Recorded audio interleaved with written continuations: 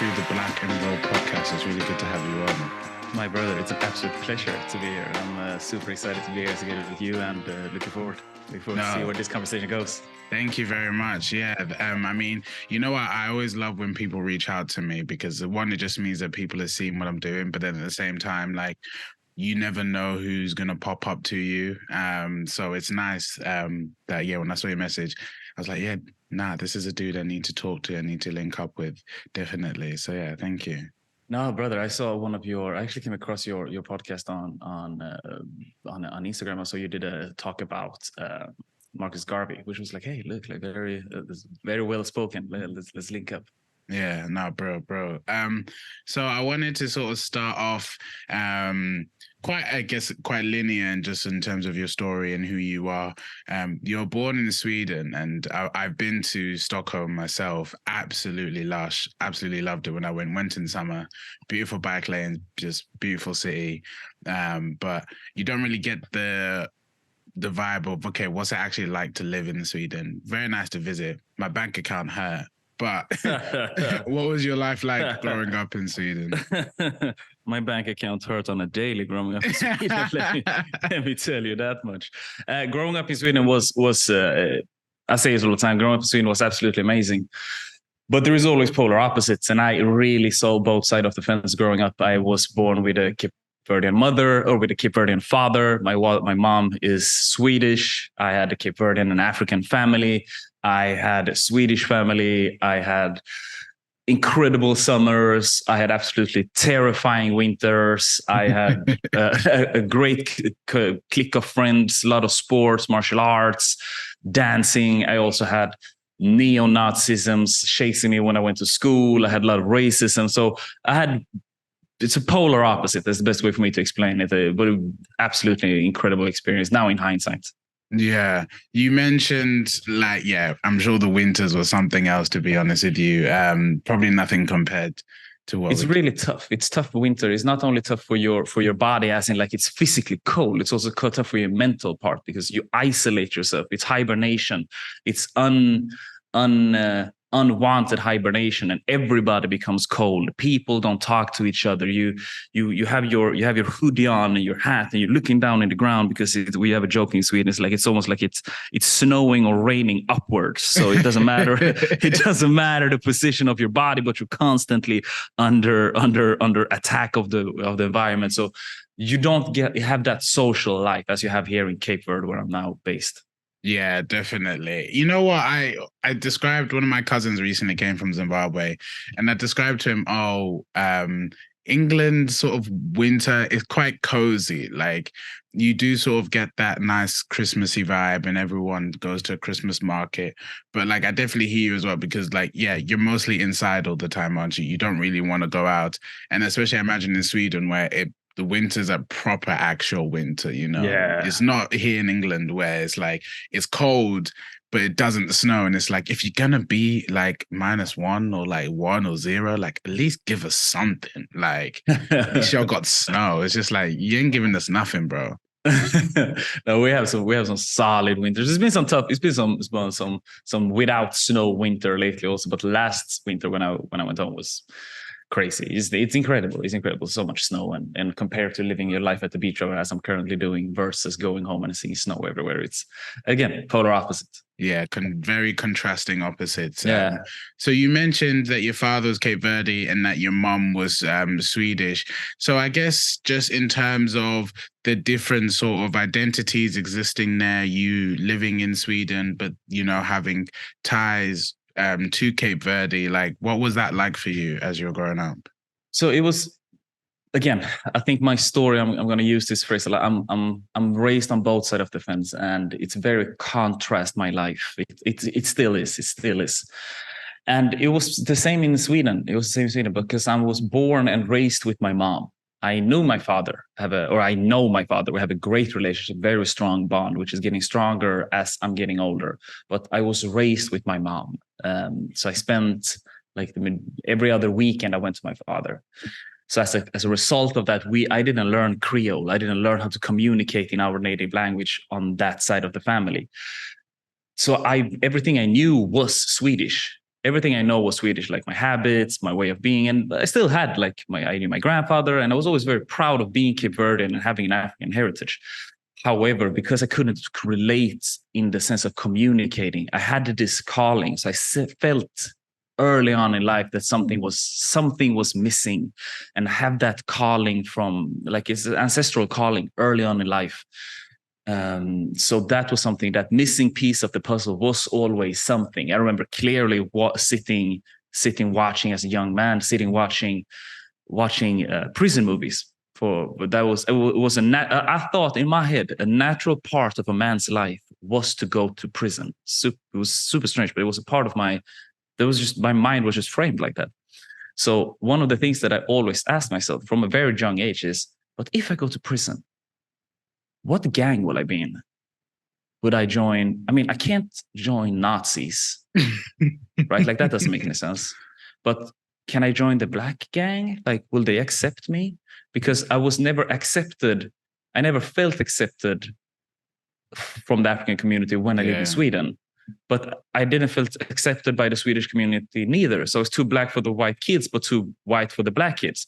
So I had that, was in the middle, right? So yeah, again, polar opposites. That's the story. That's the story of my life. Yeah, definitely. And the thing is, like, I hear you when you're saying that, because I don't think it only applies to people that have got mixed heritage. Like, even for me, and like that's sort of why I started the podcast, because I didn't feel like I was black enough for my black friends, and not black and too black for my white friend. Like, I didn't feel exactly like I fitted in either one of them, even though like it's maybe a bit more clearer for me. It's like, well, you are black, you haven't got a white mother and you haven't got a black father. So I don't know. I think there's a lot of complexities in it as well. And I think probably most certainly for you it's a bit more different, but there are still those complexities. I think it's very similar what you're experiencing, because I believe we want to have a black or white framing. It's like, you're the black or you're the white. It's like, but there's a lot of gray areas. There's a lot of gray areas. And I don't deny my Swedish heritage, and I don't deny my African heritage neither. But as a young man, and I know there's going to be a lot of young men listening to this podcast, so this is why I'm going to like talk specifically to them. I understand how hard it can be to navigate growing up in a black and white world. But the more you understand yourself, and it's like, hey, look, like, I am this, but I am also that. So just because I live in England and have been raised in England and lived here majority of my life, it doesn't mean that I'm less Zimbabwean. What do you say? Zimbabwean? Less from Zimbabwean than anyone else. Like, this is still my heritage. It's just that my story is a complex story, which is beautiful. It has different nuances, but it took me time as a young man to realize that. And then later on in life, I turned that into my superpower. Yeah, fair enough. In terms of that, what do you mean it turned out to be your superpower? How did you change it to become your superpower? As I grew older, and I started to understand who I was and understand it's like, hey, look, like, I am that, but I am also this. What does that mean? Because it could be confusing as a young man. Like, I could, on a normal weekend as a youth, I had friends on the Swedish side of my heritage. Like, on my Swedish side, I had friends that had inside pools. We had crazy parties, pools blown into in a mountain. So you went down in the basement and it was inside pool, and you could, like, James Bond type shit. But so that was my Friday night. And then on Saturday morning, I went up and I went to the neighborhoods of Sweden where my uncle lived, and the whole family was sitting around the kitchen table in a 2-bedroom apartment or a 1-bedroom apartment, and having cachupa, which is our traditional food. So I got to see both sides of the fence. And then by the night, so literally within 24 hours, I had been swimming in an inside pool, James Bond style. And then we was in my father's basement, and we were listening to Kizomba, everybody dancing, family, friends of my uncle. So I got to see both sides of it. And when I understood, it's like, hey, look, like, that means I can communicate to them, because I understand specifically I understand that. I can relate to that. But I can also talk to a Swedish person. I can relate exactly to what they're saying, because I know their experience. So I understood how to use that duality of the life I've been experiencing. And the more I traveled, the more I confirmed is like, okay, wait. So just because I'd never felt accepted, or my Africanism got questioned in Swedish, right? In Sweden, because there were people who's like, yeah, but you don't know, you're not black enough, la la la, you don't know what it is. And it's like, well, it's only here. Because every time as soon as I went to Africa, which I did the first time when I was 18, 17, I went to Kenya the first time. And straight away, I felt the difference. Straight away, I started getting treated different. As in, I went with a group of Swedish people. Yeah. But I got different treatment because there was like, okay, wait, you're African. Yeah, I'm African. Okay, nice. Boom, you're part of us. Let us show you the real experience. Yeah, so to say. Let me show you the real thing. So I turned that into my superpower, because I'm able to relate to more people. I'm able to communicate to more people. I'm able to sell to more people. I'm able to, you know what I mean? So I could okay, nice. Now I understood it. Yeah, so you're literally able to take that, so being able to dip in both worlds, and then being like, okay, I can relate to everybody. Well, not to everybody, but I can relate to people in their circumstances, which maybe someone else can't do. And I think that's a really good way of framing it. And you also mentioned how traveling helped you realize that. Certainly. I'm someone that is a huge advocate for traveling. Like I've always had a blast whenever I went. Like I mentioned, when I went to Stockholm, absolutely loved it. Thailand is somewhere where I went for my 21st birthday. Nice. Just whereabouts in Thailand? Where did you go in Thailand? So I did like 3 weeks there. So I did Bangkok, Phuket, Koh Phi Phi, and Koh Samui. Okay, nice. I took my diver certificate in Koh Samui also. Oh, really? To be fair, that must be quite less actually. Yeah. Even the water when I was there was just great. Yeah. But yeah, I really wish I went to Chiang Mai. Someone was like to me, oh, do you want to come Chiang Mai? And I was like, oh, I don't know. It didn't sort of fit in with my schedule. Yeah. But I was like, yeah, I should have gone. Next time I do solo traveling and someone was like, do you want to go somewhere? I'm just going to be saying yes. Yeah. But it makes you, there's a lot of things about travel which I absolutely love. One, just seeing another culture, trying another food. Thailand, and the food in Thailand was like, oh, gorgeous. Like, and it's dirt cheap. You think you're getting away with a crime there. You're like, yo, this food is nice. And it's only like pretty much like £1, £2 back home. Nah, it is different. Daylight robbery. It is different. But daylight robbery. But even just sort of seeing different cultures and engaging with different people and meeting different people from around the world, you realize that there are a lot more similarities than differences. Certainly. So I wanted to ask you, you've lived in sort of 6 different countries. What did each place sort of teach you about yourself? What did each place teach me about myself? So for everybody for my definition of living in a country is that I've been in that country for longer than 6 months. That's my definition. I think that's a good definition. I think so it's like you got it. You're saying it's like I've been 3 weeks to Thailand. Nice, me too. I can't say I lived there. I was on vacation in Thailand. But as long as I've been over 6 months, I consider that I lived there. So I lived in Sweden, Australia, Norway, Malta, Cape Verde. And Sweden taught me it gave me my foundation. Sweden gave me a foundation. It gave me an understanding of family. It gave me an understanding of the importance of working hard. I grew up with, again, like my mom. I don't take any credit away from my father. I love my father, but I saw my mom struggling as a single mother and working her ass off. Like I understand what it means to grind, and I got that from my mom. I saw clearly how hard she worked to be able to put food on the table for me and my sister, and I could not thank her enough for that. So she gave me an amazingly strong foundation. And family. Australia taught me that I'm an artist. I moved to Australia as a 19-year-old, and I said, I'm going to stop dancing. I'm going to quit dancing. I'm just going to backpack. Dancing is not what I want to do.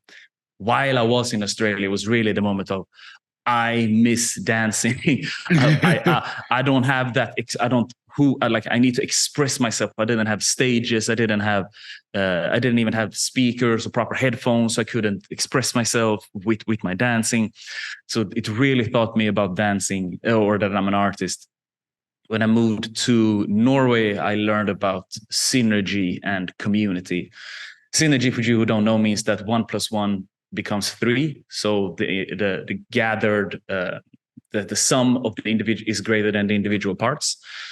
So I really understood it because I lived with my dance crew. I lived with Left Sound crew. We were 12 people, which was living in one house, everybody hip hop heads, everybody from different parts of the world.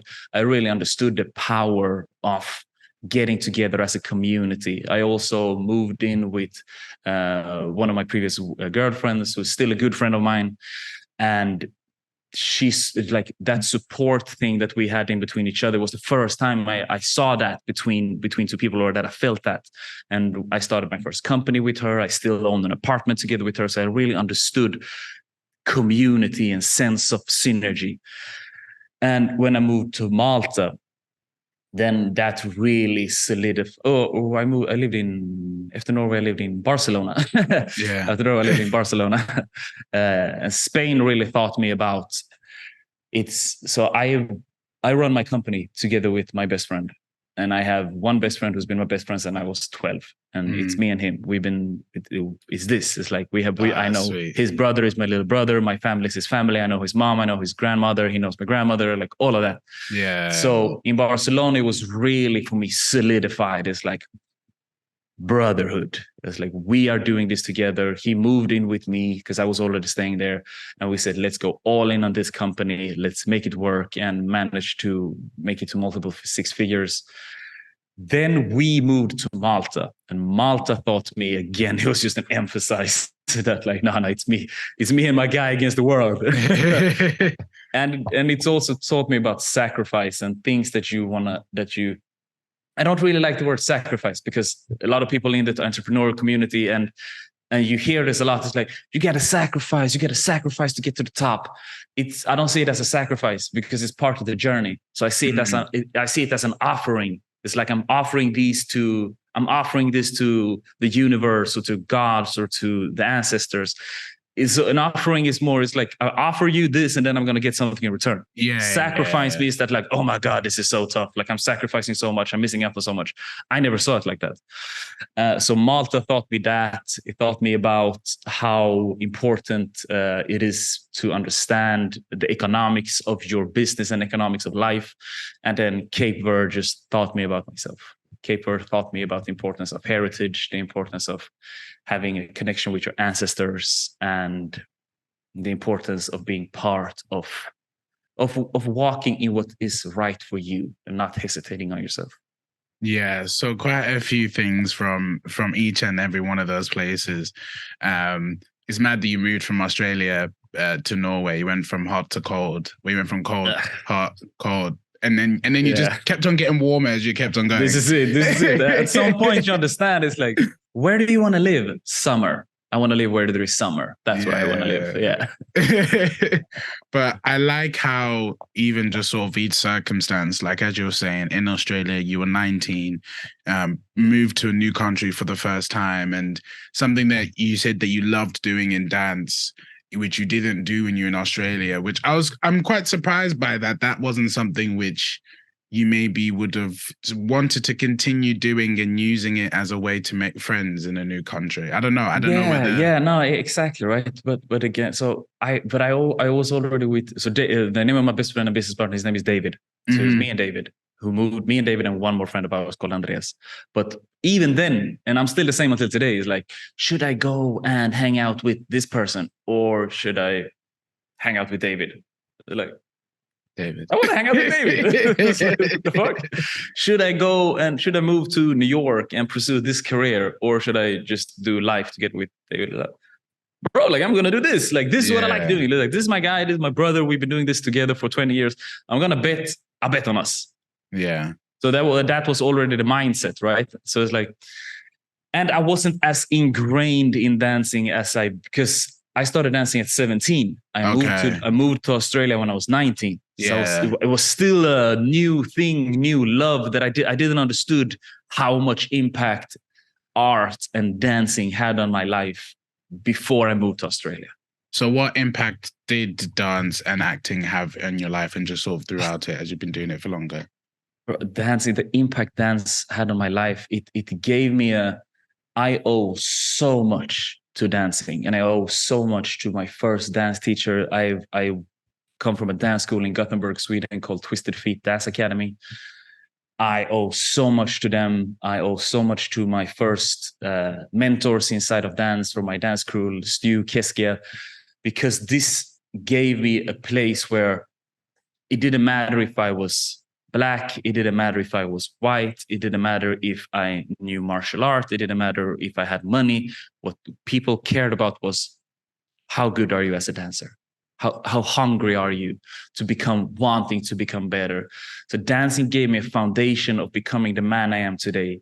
And the more I kept on, because I started as a hip hop dancer, very competitive, pretty similar to martial art in a sense, right? So I went from martial art, I went to the closest thing I could find from martial arts to inside of the dancing world. As in like freestyle, hip hop dancer, krump, very aggressive, very much like explosive style.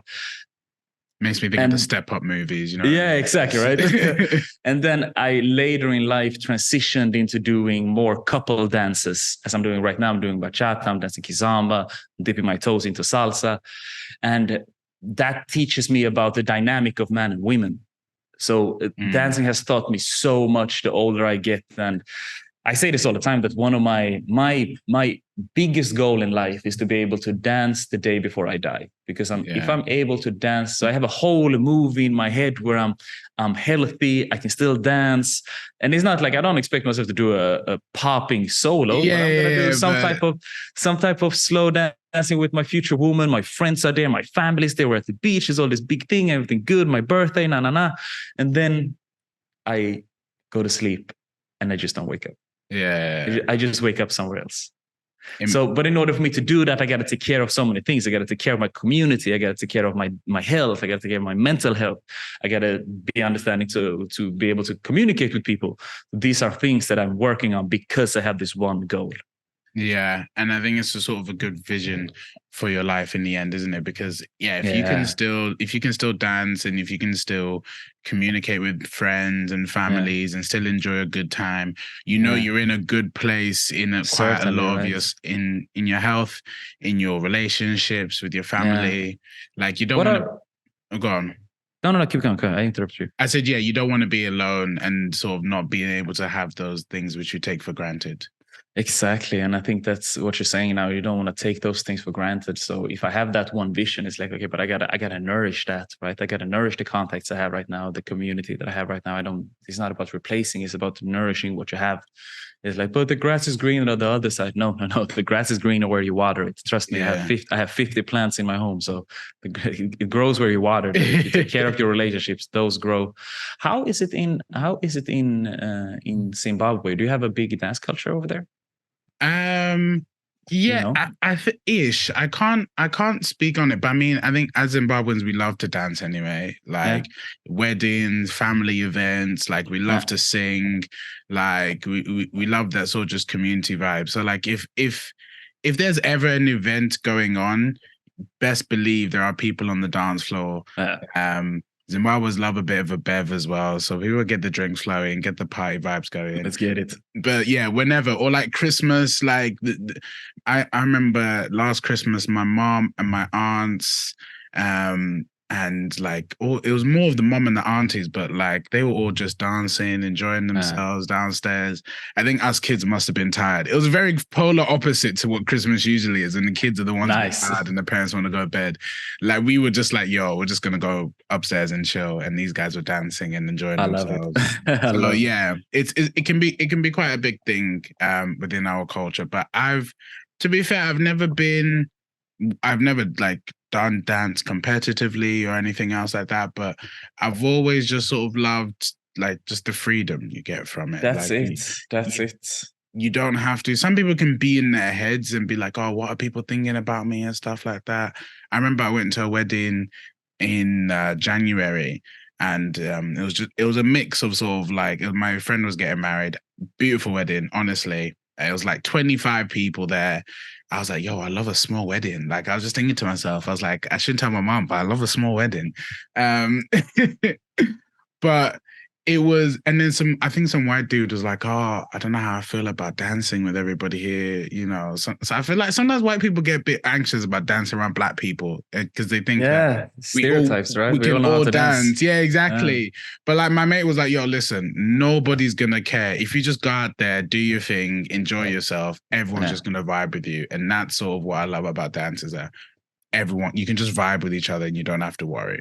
That's the thing. That's the thing. You got to get your ego out of the way and Mm. and get on the dance floor. And that's the beautiful thing. And like you're saying, if there's one thing I understood is that dance connects people. I've been to Japan, Spain, all across Europe, all across Asia, the States, Australia, South America, Africa.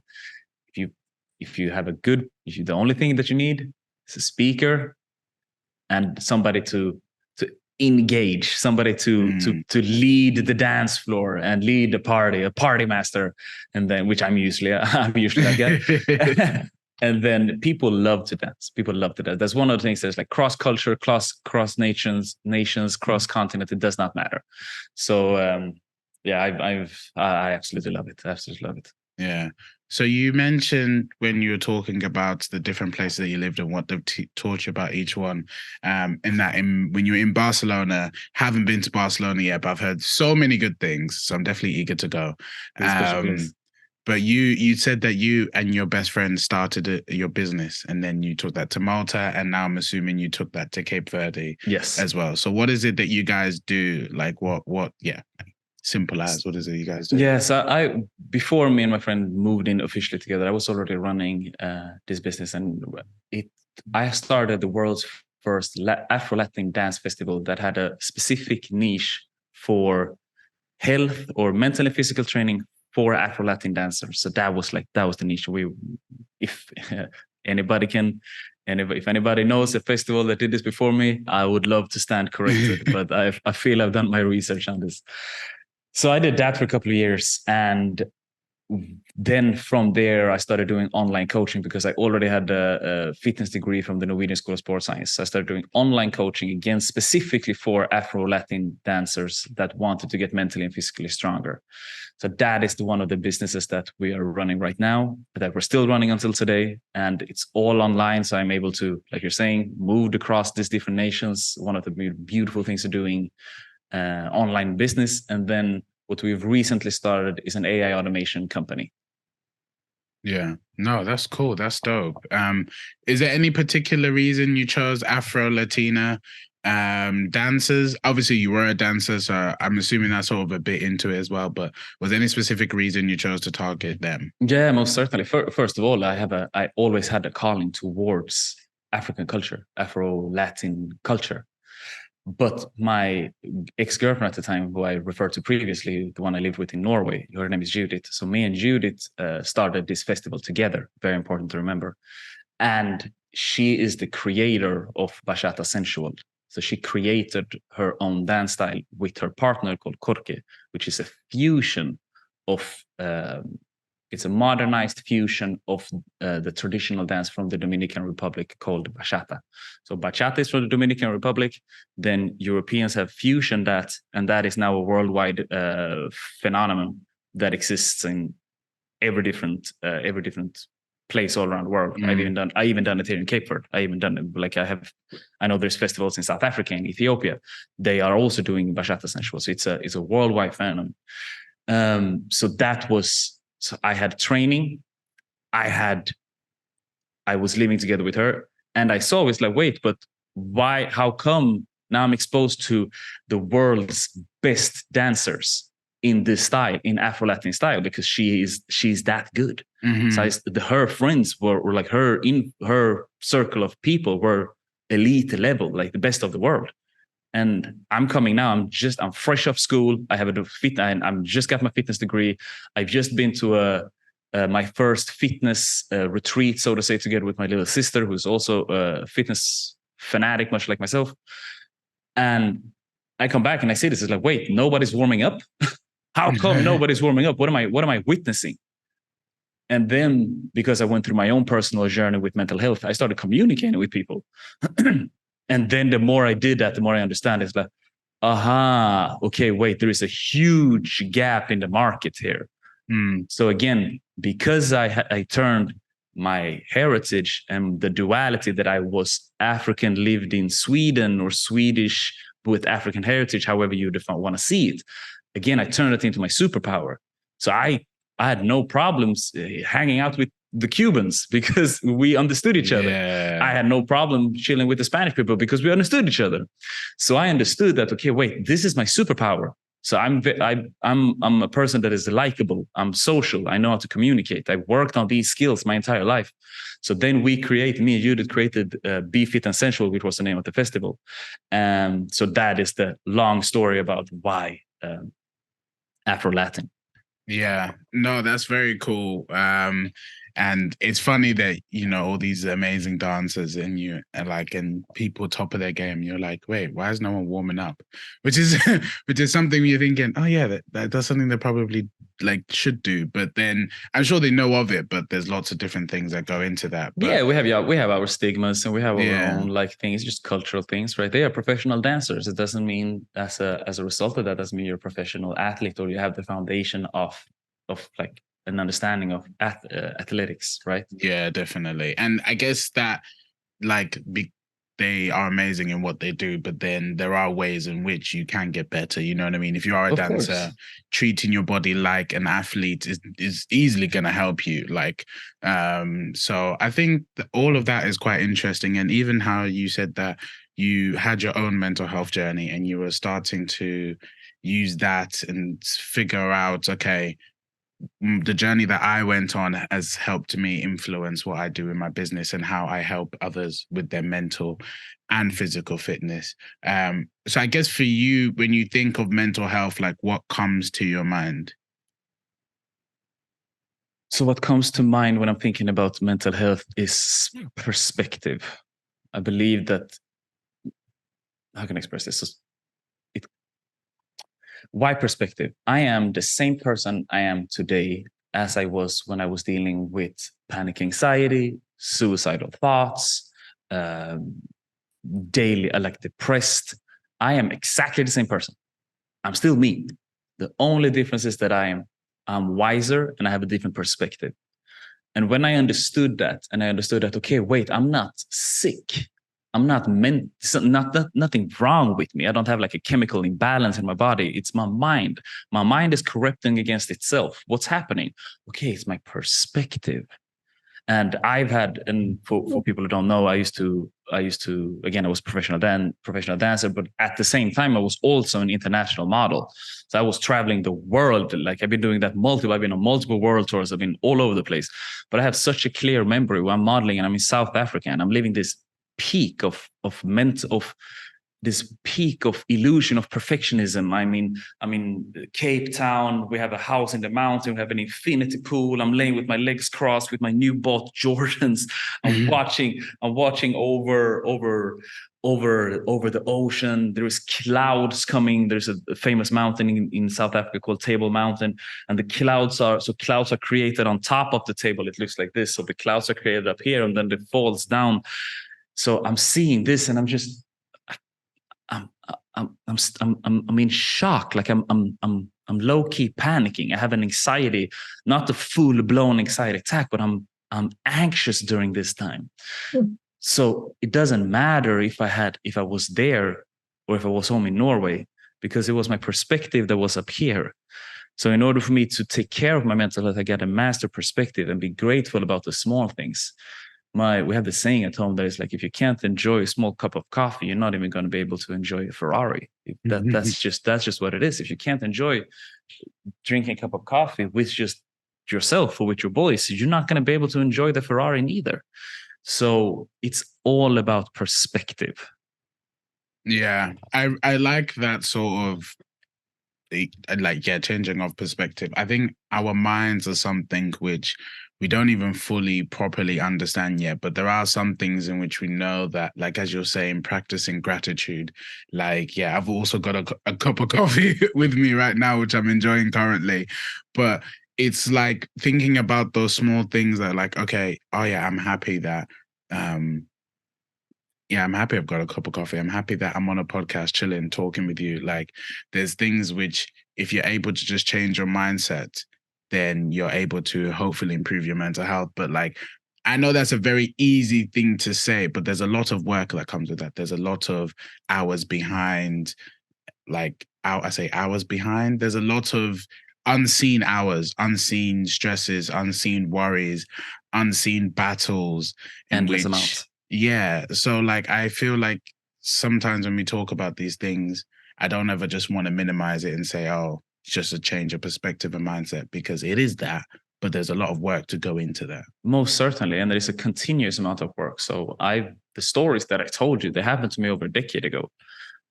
I'm still waking up every once in a while. There's still an ounce or a sprinkle of that exists in my day-to-day life. So I had this question. I was on another podcast and they asked me, when was the time you understood you were past panic? Like, when did you become healthy? I was like, it's not about that I became healthy. I just became stronger. So I understood myself. And I did that by rigorously taking care of my diet. So I consider my diet, again, just want to clarify, I have strange definitions sometimes, but my diet for me is everything I consume, as in what I'm listening to, what I'm reading, what I'm speaking, the energy I'm around, the people I'm around, what I'm eating, everything. Everything for me is diet. Everything that I consume is my diet. So this is something I'm constantly working on. I'm constantly making sure that I'm not drinking too much coffee because I get anxious. I get shaky. I don't spend time with these types of people. I don't watch scary movies. I don't only listen to gangster hip hop or music that puts me in a low frequency. I don't only do this. I don't only do that, but I'm constantly taking care of my mental health, and that's very important. I love what you're saying. You can't minimize, because it's, again, like you're saying, I'm just saying my word is perspective. It's like, okay, but yeah, I'm just going to change my perspective and then I'm healthy. You got to take care of yourself. You got to take care of your body. You have to take care of your mind. You have to take care of what you put into your body, because it all matters. And in the West, we have this tendency to separate the mind from the body, but it's no way you can tell me that you're mentally healthy. No way. If you are extremely obese, or if you have to take care of your body in order for you to take care of your mind, because they go hand in hand, and vice versa. Yeah, definitely. Like, and I guess even like for me, like, I'm not the most healthiest person, but I'm able to do things like I try and go to the gym quite. This week I've been poor, to be fair, but I've been to basketball this week twice and also done a few exercises and walked. Like, there are still ways that you can do things which are good for yourself and good for your body and feeding your soul and feeding your mind and helping you rest and relax. Like, as you're saying, for you, dance was something that is something that was super influential. And I'm sure for exercise and for community, I remember I was talking to someone the other day and I was like, yeah, me going to basketball fulfills like a social, the socialness of it all, like seeing the lads every week, chatting to them, just playing. But then also I'm getting exercise without even thinking about it. So like, there are things that you can do which can easily help that for you, and you can start to adopt those things into your life. Exactly. So just because I'm saying like you got to take care of your body, I'm not saying you have to have a six pack, you have to go to the gym every day. It's absolutely not you. If your thing is going to basketball twice a week, I mean, amazing. Look at that's your diet. You're spending time with your friends. You get to ventilate. You get to talk to people. You have a support system. You get to train. If your thing is diving, do that. If your thing is taking walks, do that. But get out and do something. If your thing is yoga, do yoga. I'm not saying that you have to do what I'm doing. I'm doing this because it works for me, because I understand myself. So I have to do this. I don't like myself as a person if I don't train as how I'm training right now. But I've trained my entire life, so it's different. But you have to find what works for you, because your mental health is the solution for your mental health is a customized solution, and only you understand what works for you. Yeah, definitely. Like, I know, like, it was literally on Monday. My coach was like, "Oh, we're doing suicides," and I was like, "Oh, I fucking hate running." Like, And he was like, come on, Tino, the more you push in, the more effort. And I'm like, yo, running is not for me. Like the only cardio I enjoy is swimming. So like even finding like you don't have to go out and jog and run like loads of miles. If you hate running, or like I tried to do spin. To be fair, I kind of liked spin in a weird way because like you're sweating buckets and it's rough throughout the whole thing, but you feel great afterwards. But like there are things you can do which is not necessarily, okay, this is the way that I have to stay healthy. This is the way I have to do exercise. As we were saying, you like to do dance, gym. I'm sure you do yoga and things like that as well. I'm just assuming. You're assuming correct. Yeah. But I also like me and my mate were on holiday in Tunisia the other day, and to be fair, she was very good. She went to yoga every morning. I think I went about 2 or 3 times. But even doing that in the sun, although the flies were coming all over me, and that was a bit weird. I was trying to be all zen and like balancing, and then flies all over me. But finding things that you enjoy, whether that is swimming, whether that's yoga, whether that's basketball, dance, any sports, or even just going for walks and pulling an audio book and a podcast, you can find something that helps you balance your health, but also your mental health. Most certainly. And also, I say this to a lot of people, and especially as men. I know there's going to be a lot of men watching. Like, we need to challenge ourselves. I believe that we men need to challenge ourselves. We need to get outside of our comfort zone because life is tough for men. Life is not easy. If you're a Black man living in Europe, you will face things that very few people can relate to. You have to push yourself. You have to understand, me personally, I have to understand, what am I about? How far can I go? Like we're doing challenges weekly, pushing myself weekly. And again, whether if it's just 24-hour fast, you're not going to die. You won't die. Just do it. Why not? Yeah, but why should I do that? Why should I put suffering upon myself? Because the more you put how do you say that in English? Self-imposed suffering, everything else is going to be easier for you.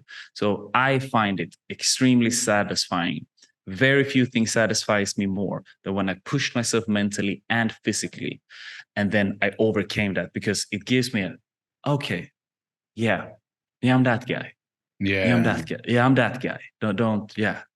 It gives you that confidence, doesn't it? Like, certainly. And then it gives me confidence, but it also gives me, it improves my self-image. So I understand more about myself. It's like, okay, wait. So everybody, you're complaining because you didn't have a good breakfast. I didn't eat for 24 hours last week. Yeah. If you and me are competing, that's my competitive advantage. Yeah. Okay, I train. I worked out this many days a week, or I was out moving this many times a week. That gives me a competitive advantage. And then you're just like, yeah, but you shouldn't compare yourself with others. No, that's true. You shouldn't compare yourself with others in a negative way. I don't want to sit here and say, oh my God, look at Tino. He has this amazing podcast. He has this nice shirt. You know what I mean? He's from the continent of Africa. I'm just from an island. Like that's the wrong way of seeing it. Yeah. What I should say is like, okay, wait. So if he can do it, yeah, then I can do it. I'm making my ego work for me instead of against me. So I'm drawing inspiration from things that I'm seeing, and then I'm competing against myself. And last week I was able to fast for 24 hours. Maybe let me do 25. Let me do 26 this week. Let me beat my old self. Yeah, there's a quote by David Goggins. I can't remember his. I think his book "Can't Hold Us Down." No, that's a song. Can't hurt me. Can't hurt me. Yes, thank you. And he talks about like reaching into the cookie jar, like having so how he talked about it for those. I'm assuming you read it just by just by your responses. Yes. But for those that haven't, he was talking about how when you do things that challenge you and challenge yourself, that you then have a cookie jar where if something is really stressful, you can always go back into that cookie jar and be like, actually, I've already built this skill. I've already built this resilience. Like I've done something which challenged me. So you can get back into that jar and be like, yeah, I'm taking this cookie out and I can do this because I've got it. I've got it here as evidence in your brain. So I think what you were saying there, Seb, was like, yeah, that's just what was coming to my mind because I think it's really helpful. And I love that you're saying, because I've read that book and I have a cookie jar. I have exactly what David Goggins. I have an Excel sheet that I call the sheet, and then I have my journal where I journal every day, and I've been doing that for the last gotta be 4 years now. I have life rules, which is loose rules that I do my absolute best to don't break, which is like, don't lie, never argue in public, don't focus on things that is out of my control. Things that I know if I do these things, my life is going to be amazing. Mm-hmm. I'm not. And then I also have my cookie jar. And my cookie jar is, again, it's a highlight reel of my life that I can just pull that out. Boom, as soon as I'm starting to hesitate to myself. Okay, but what do I do? I'm starting to hesitate to myself. Well, I've danced in front of 100,000 people. I've I've been able to survive from suicidal thoughts and panic anxiety attacks. I've run a 6-figure business. So those are like the main things, like the heavy things. But so I have these big things, but then I also have the small things. It's like, well, I reached out to my mom. I was there to support my mom when things were tough for her. I kept the calm in the family while we were going through this tough thing. So if I could go through all of this, why would this small thing that is happening to me right now bother me? I need to have this tough conversation with my friend. Well, I was able to have this conversation with my mom. And if you're just objectively looking at those two things, this is way tougher. Yeah. Okay, so I'm going to be able, you know what I mean? So this should be easy for me. So it's a fantastic tool that I highly recommend. Yeah, definitely. Yeah. And a really good book for anybody. Like you see David Goggins, like, and you're just like, man, this dude is a beast. But like from everything that he went through, like you sort of like, you understand, okay, this is where this guy is operating at. Like, did you read the book or listen to the audiobook?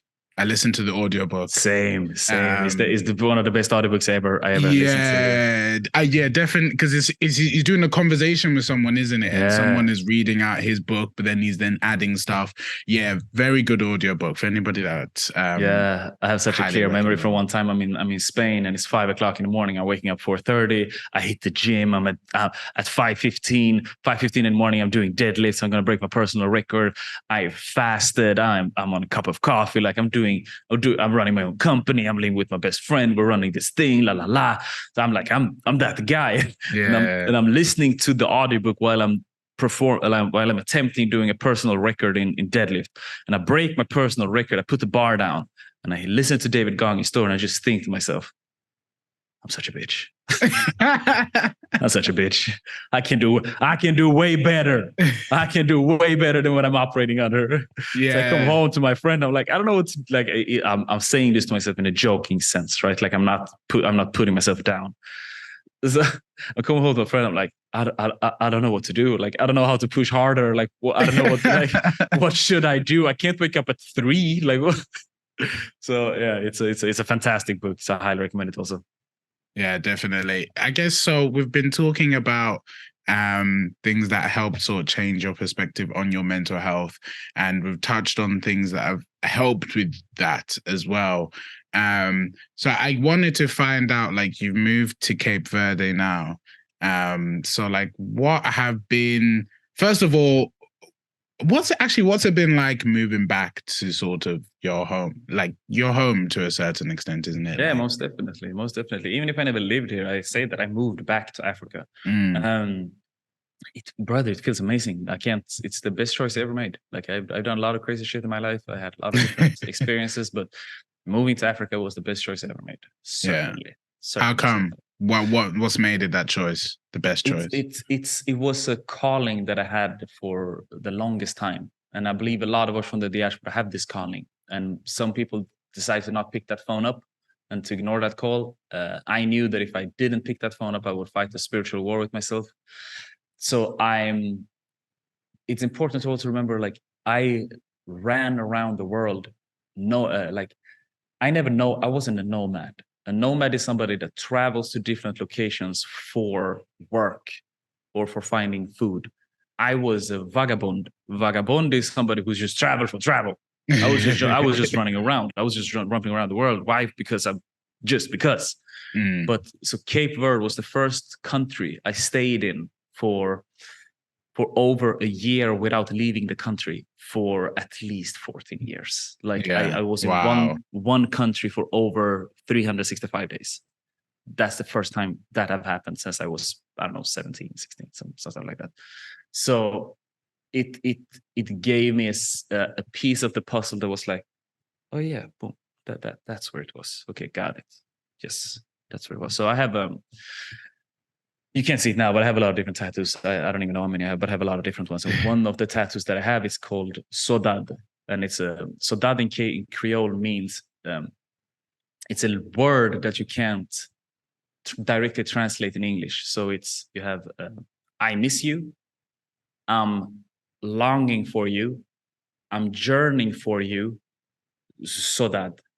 Okay. That's the highest form, if I'm expressing this correctly, it's the highest form of missing and longing. It's that you traveled to, you were taken from Africa and you just miss your home, like you miss this person that passed away, or your wife or your husband is traveling across the ocean to be able to send money back home, and you can't call him, you don't know you don't know that thing, you miss home. I did that tattoo because I felt that like 5-7 years before, something like that. Before I moved to Cape Verde, or before I came here the first time even. So that was something that was fulfilled for me when I came here. Yeah, no, that's sick. And you know what I love?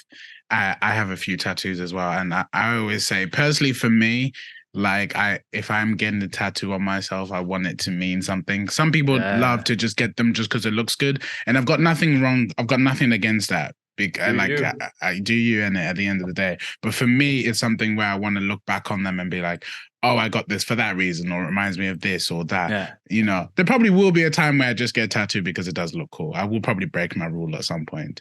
But for now, that's what I've been doing.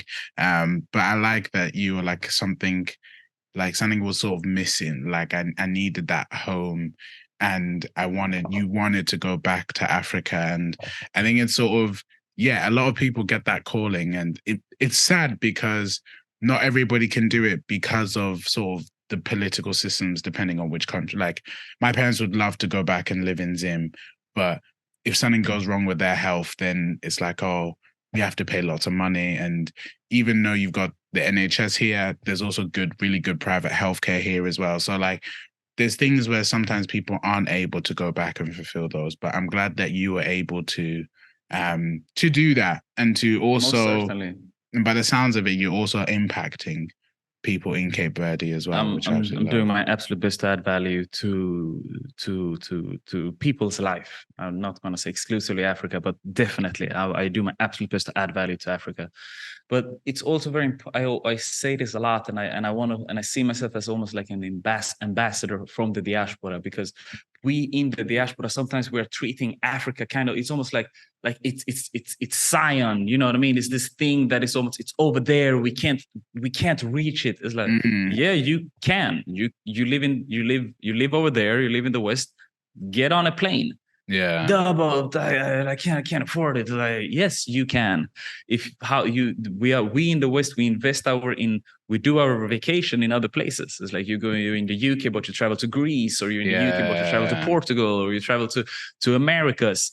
But go to Africa. It's right there. It's incredible. Like there is whatever you want. What you want. Big cities, got it. Parties, trust me, we got it.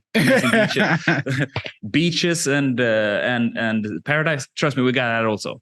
So Africa is beautiful. So I want to see myself as an ambassador, of somebody who's promoting diaspora coming back to Africa and own it, because it's us, it's ours. Yeah, 100%.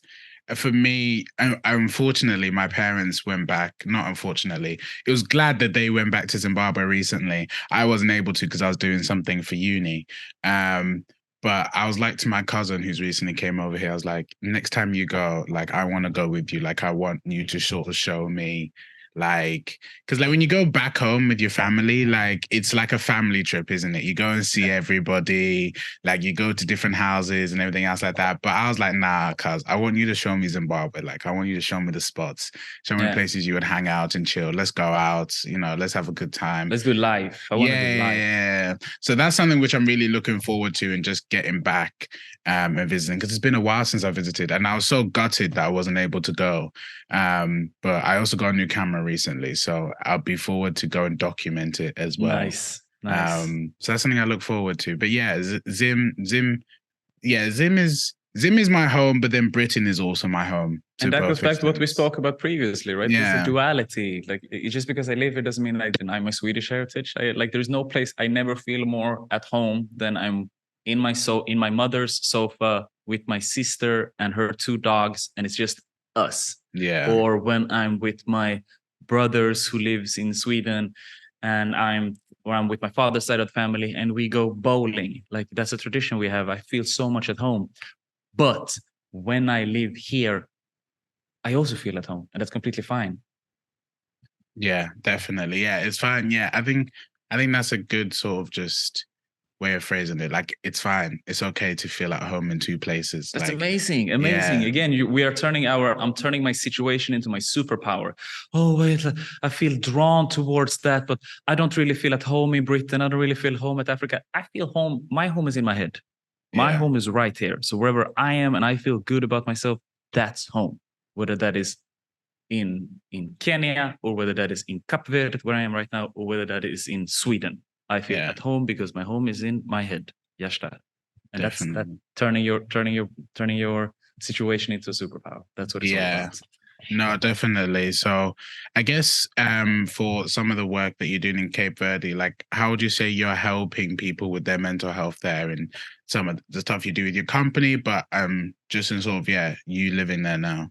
Yeah. So before I talk about all the things that I do, I just want to point out that for everything I do, I get 10-folds back. So if I'm at the SOS Children Village and I'm having a dance class with the kids, I'm giving that, but the energy and the love that I get from spending time with these children is 10-folds of what I could ever give them. So it's a mutual exchange. But some of the things that we've been doing is just that. SOS Children Village, spend time with them over there, whether it's dancing or training or just playing with the kids, going to different basketball associations, the sports associations here, training, talking about mental health, whether that is going to the universities. I have been to one university here in Mindelo, which is, or Sawisent, which is the island I am on today. So Cape Verde is 10 different islands. I'm going to have a keynote speak at another university in the capital next week. So I go into that.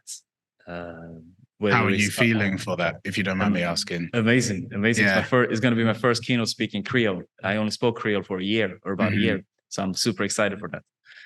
It's gonna be amazing. But my whole point is just like, so I do a lot of different things, whether I'm using what I know, which is dancing, entertaining, and training. So we had the biggest incentive in Cape Verdean history, according to some, when it comes to your mental and physical health incentive online. So when I came there, I just launched a 30-day challenge. I had 15 to 20 different local artists, like the biggest artists in the country. Some of them participated. We trained, we recorded training videos. I'm there talking a little bit of Creole, mixing it with English. So we're doing all of these things.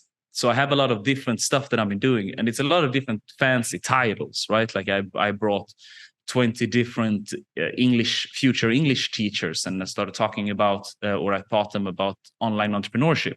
Or I was in SOS Children Village and I danced with the children, or I'm training the basketball association, or I'm training the boxing association.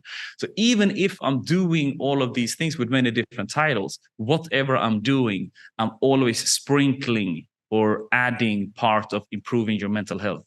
So no matter what I do, there will always be an element of mental health in focus. All these titles, they're just fancy titles to be able to draw people in. So I say this, I trick you with the titles and I trick you with how I look or how I talk. But the content that is presented will improve your mental health no matter what I do.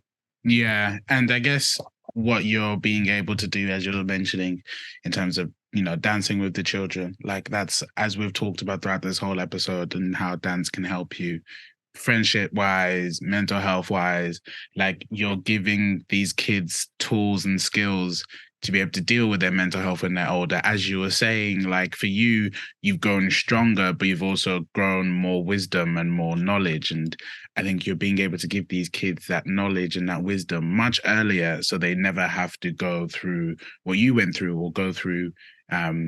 Like you might still go through like poor mental health, because I feel like sometimes how we describe mental health, or how it is described, is like, oh, you got a mental illness, or like, oh, how can you just always have a positive mental health? But I feel like it's on a spectrum, isn't it? It sort of ebbs and flows with whatever's going on with you. So yeah, mental wellness or mental fitness, I've heard people trying to phrase it a bit differently. But I think however we're phrasing it, we just need to make sure that it's not coming with shame or anything, but that it's also like, yeah, sometimes you're going to feel crap, sometimes you're going to feel great, and it's okay to be on both parts. That's it. And it's not only okay, it's normal. It's called life. Every human lives on every human has a total, every human has all emotions that exist inside of them at different parts of time during their life. We live a whole human experience. So whether if I'm here right now and I'm feeling good and like, yeah, but it doesn't, I will still have dips, much like you're saying. And that is not only fine, but it's normal. It's part of the journey. And one of the reasons why I'm so passionate about mental health, and especially for African men, is that, or people from the diaspora, is that Africa has the highest suicide rate of all continents. Africa, the place that and 11 of 100,000, out of 100,000 deaths of men in Africa, 11 of them are done by suicide. That is something we don't talk about. There's most of us are not aware of this, because we believe, as people, we believe in the diaspora, we live in the West. We're like, okay, but over there, everybody is happier. One of the things that we love is because there's a sense of community. It definitely is. But when the people that are on the bottom, they are really, really, really struggling. People that are struggling are really, really, really struggling. It does not even like socioeconomical bottom. But what it comes down to, and the same thing, when we were at the University of here in one of the universities, and I'm talking, I'm sharing my story, I'm talking about mental health, and then I'm like, have you guys ever talked about this before? Everybody's like, no, never. Wow. I'm like, so you're telling me you never had a discussion at home or at school about mental health? Everybody's just like, no, never. It's just nothing. It's just nothing. It's not what we talk about. And as a result of that, the suicide rate is sky high, right? So how do we fix this? Stuff like this. And this is why I'm so happy, I'm so honored to be on Black and Raw, to be able to share my story and to open up this box and just like, hey, look, I went through this. It's not who I am. It's what I've been through. This doesn't define me. It's part of my story. It's not who I am again. If you feel any sense of way of this, amazing, join online communities, join communities in person, talk about it, because if you're suffering, it's probably because you're suffering in silence, and it doesn't need to be like that. Yeah, I think even here in the West as well, there's quite a high suicide rate amongst men, like around their 40s and 50s. Yeah. And I think also when you get to that point, like if no one's told you that it's okay, or that life ebbs and flows and stuff, which sounds really simple, but sometimes someone just needs to hear it. And it's like, oh, they then get to a point where they view, okay, this is the only way out, because no one's ever told them or had those conversations with them that, no, it's okay. This is just your mental health. This is, it's okay to feel sad. It's okay to cry. It's okay to seek help. Like, you shouldn't have to be worried about those things. But as men, it's something which we've just always been socialized to be like, no, stick it out, especially as Black men as well. It's like, you got to have that hard exterior. You just got to truck through it. Like, if stuff isn't going well for you, then, you know, just suck it up. Like, there's a lot of that messaging that's been given. So, yeah, that's one reason why I love doing these sort of conversations, but also the podcast, is because, yeah, I wanted to bring light to these issues. Most certainly. And like you're saying, the second common reason for death in males under 45 is suicide. It's the second most common cause of death. And 18, I said 11, so let me just rephrase that. Out of 100 deaths of men in Africa, 18 is done by suicide, which is it's staggering. It's crazy. And so there are two sides of the coin, right? Because as much as there were moments in my own, I can only talk to myself, and I believe a lot of men feels the same, because there were a moment in my life where I really needed to be, I'm not going to say I needed nourishment. I needed people to understand me. I needed to talk. I needed to communicate. Because it was a lack of that in my life during that period. So I needed that. But then there were other parts of my life where I needed somebody to say, hey, hello, this is life. Life is tough for us men. Let's get it. Nobody's going to save you. Stop it. Stop it right now. Get your shit together. Go to work. Because I believe we men, we need both. We need both. But there is a lot of, it's almost like a feminization of man right now. And we need male role models, much like yourself and like me. Our mission is an important mission, because one doesn't exclude the other. I'm giving you tough love. Keyword is love. Yeah. The keyword here is love. I'm just presenting it in a tough way. So get your shit together and get to work. Why? Because I'm doing it and he's doing it. We're all doing it together. So change your perspective. Yeah. But at some points, it's also the moment of like, hey, look, I didn't need that talk when I had my panic anxieties.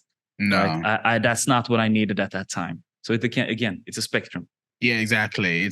We've been given more of just one thing rather than sometimes you just need a hug, bro. Like sometimes you just need an arm around you. Yeah. And then when you're in that better space, you then need that encouragement. You then need that kick up the ass. Yeah. But there's times where it's like, no, I'm just gonna give you the kick up the ass when actually you just need a hug. Yeah, exactly. There's both, yeah. Exactly. So again, it's tricky, but and I believe that has been like the topic of our conversation today. There is a duality to things. It's not black or white. There is a huge gray zone. There's a huge gray zone.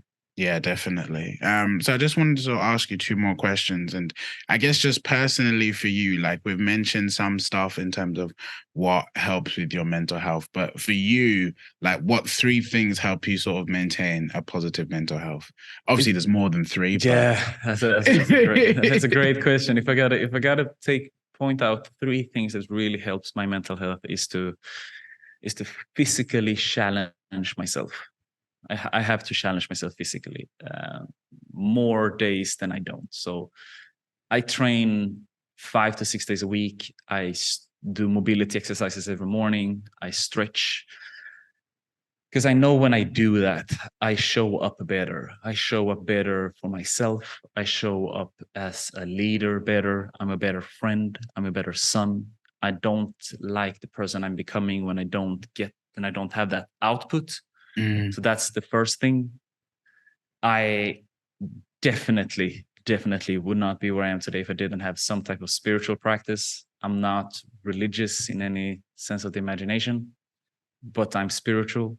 So some type of spiritual practice, whatever that is for you, whether that is your prayer, whether that is your meditation, whether that is you lighting a candle and connecting with your ancestors, and just giving a thought to your ancestors, which is something I do personally every morning. I learned that from when I lived in Malta, and I spent time together with a meditation guru from Bali, who's been teaching meditation for, I think it was 40 years. And he gave us this simple but super powerful practice. Just light a candle, give a thought to your ancestors, and look into the candle, because your ancestors live right where the flame is blue. So that's a beautiful practice that I took, and then I made it my own, right? So that's the second. And then the third is think on paper.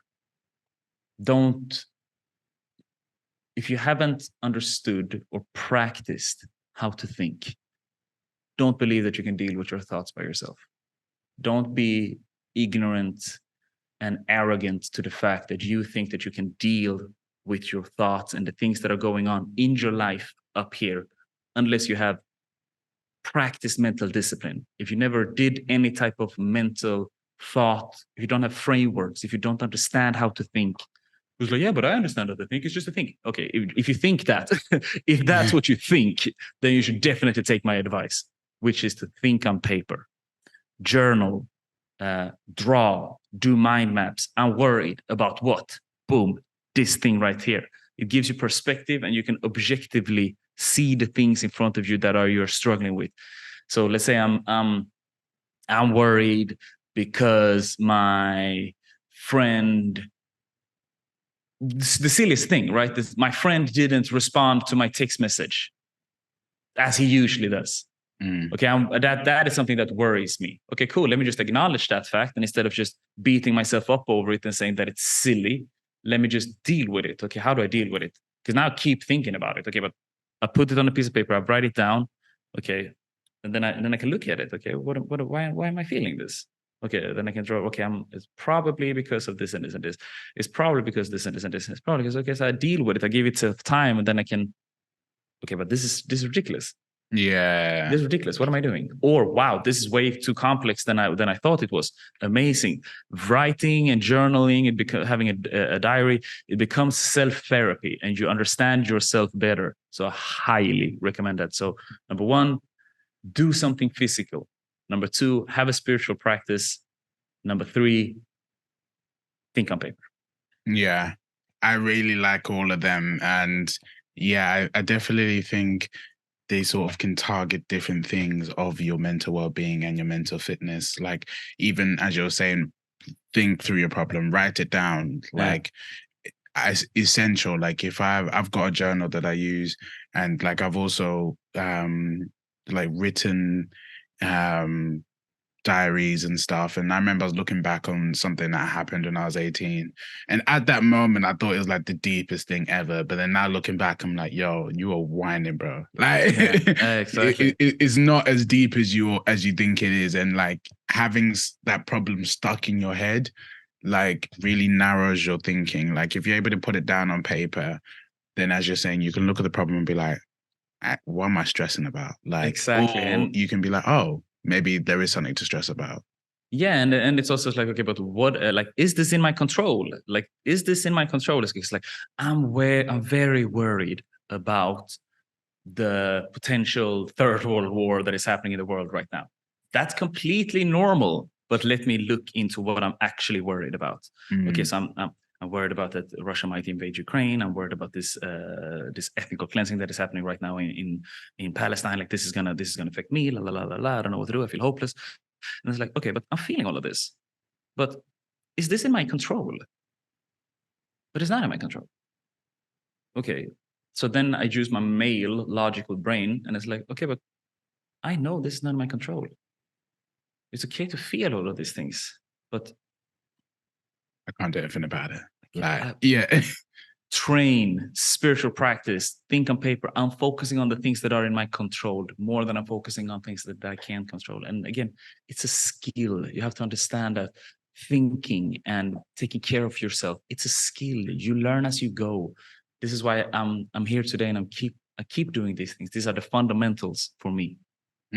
Definitely, yeah. Just trying to think of some of the stuff that in terms of positive mental health that I guess for me, yeah, like as I said, mentioned basketball, going to the gym. Like I figured, but my perfect morning routine always sets me up like for the day. So like whether that's wake up at like 5:55, go for a gym or go for a swim, go for the sauna, do a nice little cold dip, Nice. and then do some meditation when I get back. I know that if I start my day like that, like I'm undefeatable. Like anything can come my way, but I know that I've had a great start to my day, so it's okay. Like, and I feel like everything else then follows really well. I eat healthier, I sleep better, and yeah. So I think there are things that you can sort of put into your life, as you were saying for yourself, that makes you show up as the best version of yourself. For me, that's sort of how I show up as the best version of myself. Yeah. And again, it's the best version for myself. I'm showing up for me. If I'm not focused on if I showed up for her today, or if I showed up good for him today, did I show up for myself today? Because I'm the prize in my life. I'm the champion in my life. I'm the starring role in my life. This is me. This is my life. You guys, everyone else, you, David, my mom, they are not lead roles. I'm a lead role in my life. And amazing if I can show up for them as well. But if I don't show up for myself first, I certainly won't be able to show up for them. Yeah, definitely. So Seb, I've loved this whole conversation that we've had. Thank you. It was good, huh? Yeah, it was. And I just wanted to ask you one final question, which I ask all my guests. And that is, say if there's a young Black boy listening to this episode, how can something that you know help them with an understanding of themselves? If you're a young Black man watching or listening to this, you have strength inside of you beyond your wildest imagination. And growing up in the West or anywhere in the world, in a Western dominated world, we have a tendency to look at our heritage and only think about slavery. This is not the truth. If you are still here, that means that you come from a bloodline of bad motherfuckers. Your heritage, people in your family have been through things that are beyond your wildest imagination. So look at your heritage with pride. We have greatness inside of us. So don't let ever anybody determine who you can be or where you're going in your life, because you decide, nobody else. And make sure to study yourself. All the things that we've been talking about here for an hour, these are tools that you can use, but you have to practice this. You have to study yourself. Life is going to be challenging, especially for us young men. Make sure to learn about yourself, work your ego, and let your ego work for you, not against you. Study your emotions, become emotionally intelligent. Don't spaz out, and remember how to take a deep breath, pause, and move in the right direction. Nobody can determine where you are and where you're going. Only you. Bro. So yeah, thank you very much, Sebastian. I've loved this whole conversation that we've had. Is there anything else you want to plug before you leave? If anybody wanna, any color, age, sex, whatever, if you're orange, if you whatever, reach out. I'm on my social media. I love having conversations. You find me at www.meetcoachsebastian.com. That is MEET coachsebastian.com. You can also find me on all social media, across all platforms. I'm at coach.sebastian.cv. Coach Sebastian CV, as in Cape Verde. Blessings, all love. Also, I just want to, while I'm also doing this, I want to give a super shout out to you. I want to give you your flowers while we're here. You're part of this revolution that is happening. It's super important. Your journey matters more than you can imagine. The stone that you have thrown inside of the ocean of giving back to the diaspora and the African community, we have no idea where the ripples of this is going to come. Somebody will be watching this in 10 years, and just because you put together this moment for the two of us, that might spark the future leader and revolutionaries within decades from now. So the revolution has many different faces, and the torch that you're carrying is super important. So thank you so much for putting this together. It's been an absolute honor, brother. You're gonna make me blush, bro. And Black people don't blush, bro. Thank you. Nah, that was, honestly, there was some tears just holding back there. No, thank you very much for those words of encouragement, man. That was blessed. So yeah, thank you very much, Sebastian, and I hope you have a good day. Blessings.